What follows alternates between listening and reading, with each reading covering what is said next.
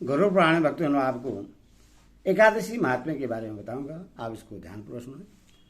पितामह ने कहा, मानधाता नाम के एक राजा थे जिन्होंने एकादशी व्रत करके उसके पुण्य से चक्रवर्ती सम्राट की उपाधि धारण की थी।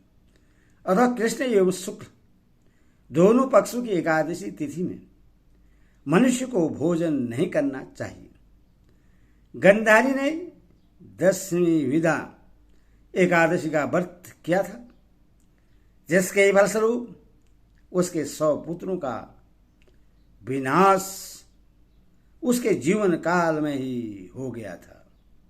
इसलिए 10वीं से युक्त एकादशी का व्रत नहीं करना चाहिए। द्वादशी के साथ एकादशी होने पर उस एकादशी में भगवान हरि का सन्निधान करता है। जिस मास 10वीं वेद से युक्त एकादशी होती है उसमें असुरों का सन्निधान होता है। जब विभिन्न शास्त्रों में कहे गए वाक्यों की बहुलता से अज्ञातवश संदेह बढ़ जाता है तो उस परिस्थितियों में द्वादशी तिथि को व्रत करके त्रयोदशी तिथि में पारण कर लेनी चाहिए। यदि एकादशी एक कला मात्र भी काल गणना में रहती है तो द्वादशी युक्त एकादशी तिथि को यह व्रत उपास्य है।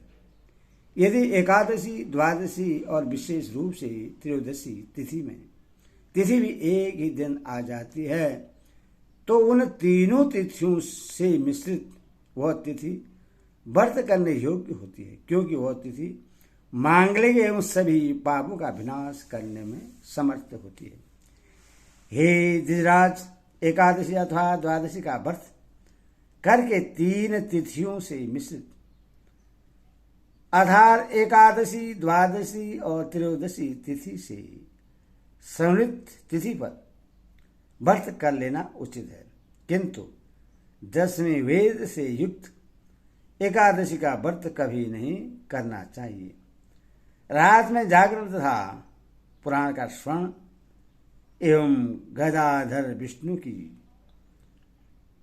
पूजा करते हुए दोनों पक्षों की एकादशी का व्रत कर महाराज रुक्मांगद ने मोक्ष प्राप्त किया था।